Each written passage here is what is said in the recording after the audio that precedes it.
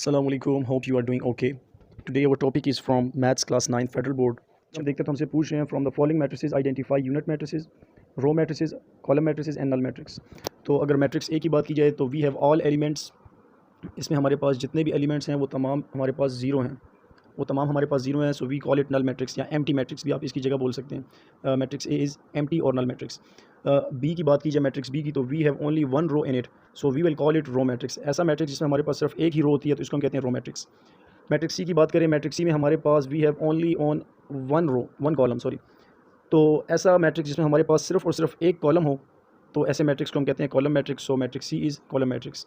D में अगर देखते तो हमारे पास along the diagonal we have only elements, otherwise we have zero zero. ऐसे मैट्रिक्स जिसमें हमारे पास अलॉन्ग द डायगोनल हमारे पास सिर्फ एलिमेंट होते हैं और वो भी अगर वन वन हो तो हम इसको आइडेंटिटी मैट्रिक्स भी कहते हैं और यूनिट मैट्रिक्स भी कहते हैं। आप यहाँ पर यूनिट मैट्रिक्स भी लिख सकते हैं एंड आइडेंटिटी मैट्रिक्स भी लिख सकते हैं। मैट्रिक्स ई की बात करें तो मैट्रिक्स ई में we have only one element and which is zero. अगर हमारे पास कोई भी ऐसा मैट्रिक्स हो जिसमें हमारे पास एलिमेंट जीरो हो तो ऐसे मैट्रिक्स को हम कहते हैं नल मैट्रिक्स और एम्प्टी मैट्रिक्स भी बोल सकते हैं आप इसकी जगह। मैट्रिक्स एफ़ की बात करें, मैट्रिक्स एफ़ में भी हमारे पास सिर्फ और सिर्फ एक ही कॉलम है, so we will call it column matrix. Moving to question number 2, from the following matrices identify square matrix, matrices, rectangular matrices, row matrices, column matrices, identity matrices and null matrices. नीचे में कुछ matrices दिए गए, हमने इसमें से बताना है कि हमारे पास कौन सा मैट्रिक्स किस किस्म का। तो अगर फर्स्ट नंबर को देखें, अगर रोज़ किसकी बात की जाए तो हमारे पास इसमें दो रोज़ हैं। अगर कॉलम की बात की जाए तो हमारे पास इसमें तीन कॉलम्स हैं, तो 2/3। इसका मतलब ये हुआ कि हमारे पास ये रेक्टेंगुलर मैट्रिक्स है। क्यों? क्योंकि हमारे पास इसमें रोज़ और कॉलम आर नॉट इक्वल। ऐसा मैट्रिक्स जिसमें रो और कॉलम इक्वल नहीं होते, ऐसे मैट्रिक्स को हम रेक्टेंगुलर मैट्रिक्स कहते हैं। पार्ट नंबर 2 की बात करें तो पार्ट नंबर 2 में अगर आप देखते हैं तो हमारे पास सिर्फ और सिर्फ एक कॉलम है, तो इसको हम कहते हैं कॉलम मैट्रिक्स। मैंने सिर्फ सी लिखा है, इसका मतलब यह है कि ये हमारे पास कॉलम मैट्रिक्स है। पार्ट नंबर 3 की बात करें, पार्ट नंबर 3 में अगर रोज़ इसकी काउंट की जाए तो वी हैव 2 रोज़। कॉलम अगर काउंट किया जाए तो हमारे पास 2 कॉलम हैं। 2 = 2 it's mean that it is square matrix. क्योंकि स्क्वायर मैट्रिक्स की डेफिनेशन यही है कि उसमें हमारे पास रोज़ और कॉलम इक्वल होते हैं। पार्ट नंबर 4 में देखें तो हमारे पास इसमें अलॉन्ग द डायगोनल हमारे पास 1 1 लिखा है और बाकी जितने भी एलिमेंट्स हैं वो हमारे पास 0 0 हैं। तो ऐसे मैट्रिक्स को हम कहते हैं आइडेंटिटी मैट्रिक्स। पार्ट 5 में हमारे पास अगर हम देखते हैं तो हमारे पास इसमें 3 रोज़ हैं और 2 कॉलम हैं, so it is again rectangular matrix. Part 6 में हमारे पास we have only 1 row, so it is row matrix. Part 7 में हमारे पास सिर्फ और सिर्फ एक ही कॉलम है, सो it is column matrix. Part 8 में हमारे पास 3 रोज़ हैं और 3 कॉलम हैं और ये हमारे पास है स्क्वायर मैट्रिक्स।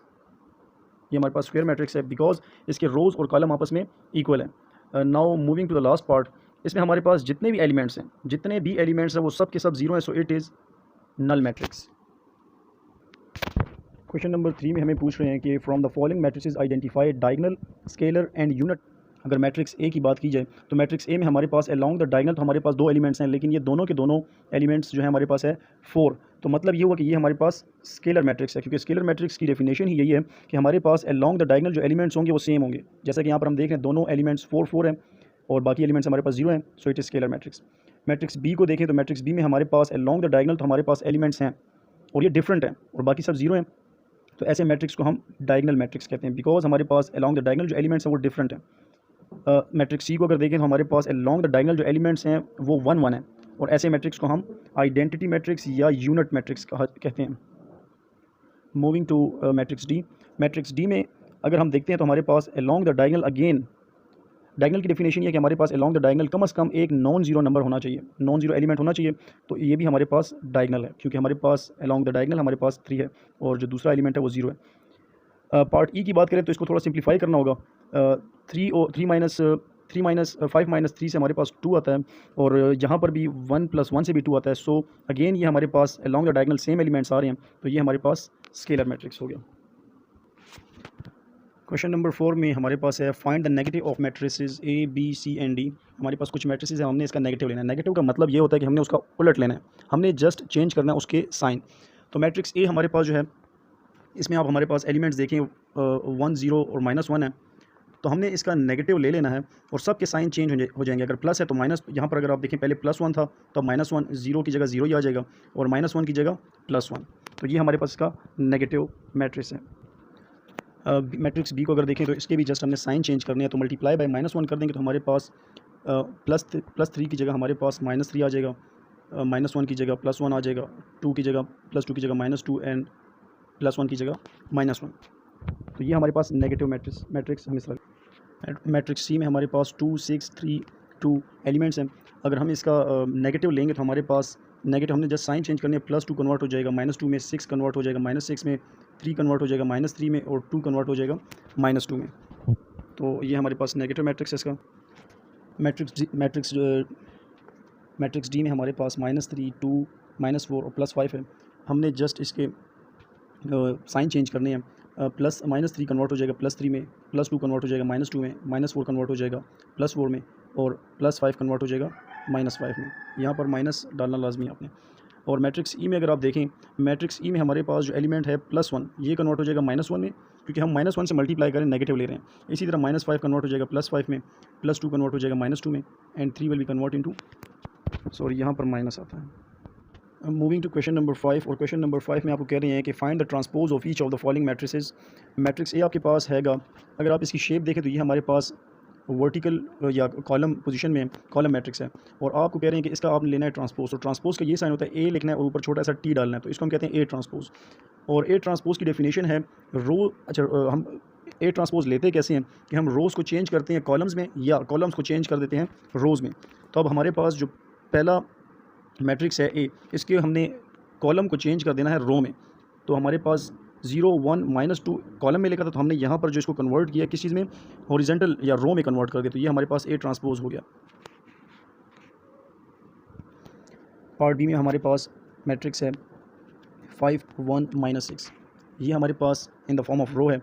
अगर हम इसका ट्रांसपोज लेंगे तो हमने इसकी रोज़ को चेंज करना है कॉलम्स में, तो हम जस्ट इसकी रोज़ को कॉलम में चेंज कर देंगे।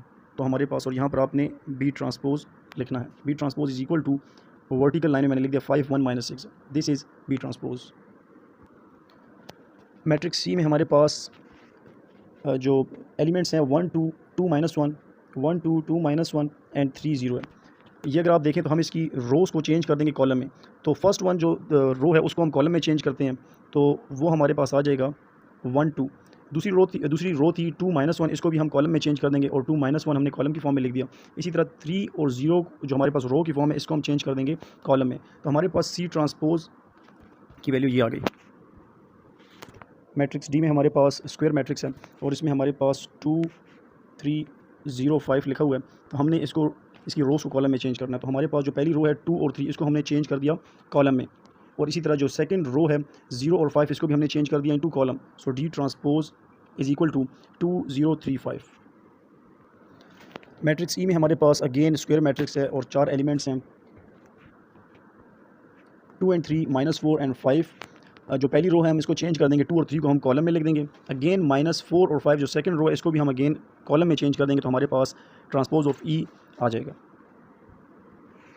मैट्रिक्स एफ में हमारे पास जो फर्स्ट रो है वो है 1 2, तो और सेकंड रो हमारे पास है 3 एंड 4। तो फर्स्ट रो को हम कॉलम में चेंज कर देंगे एफ ट्रांसपोज लिख कर, और इसी तरह जो सेकंड रो है 3 और 4, इसको भी हम कॉलम में लिख देंगे।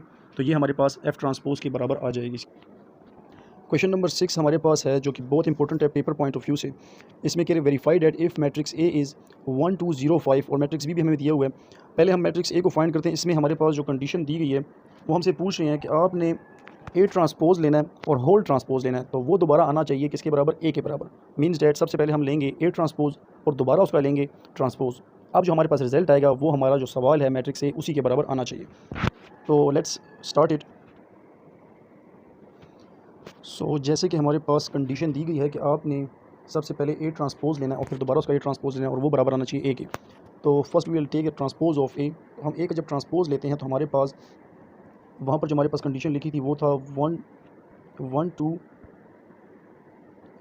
एंड 0 1। तो हम इसके रोज़ को चेंज कर रहे हैं कॉलम में, तो हमने कॉलम में चेंज कर दिया। इसी तरह हमने सेकंड रो को भी चेंज कर दिया कॉलम में। तो ये हमारे पास ए ट्रांसपोज के बराबर आ गया। अब हमने दोबारा इसका ट्रांसपोज लेना है whole transpose. So we will take its whole transpose. जब हम दोबारा इसका ट्रांसपोज लेंगे तो अगेन हमारे पास rows will be change into column and column will be change into rows. तो फर्स्ट रो हमारे पास है 1 0, हमने इसको चेंज कर दिया, और इसी तरह हमारे पास जो सेकंड रो है 2 और 1, हम इसको भी चेंज कर देते हैं कॉलम में। सो हमारे पास जो फाइनल कंडीशन थी वो प्रूव हो रही है, और हमारे पास जो क्वेश्चन था अगेन दोबारा उसी के बराबर आ रहा है। A transpose whole transpose is equal to A.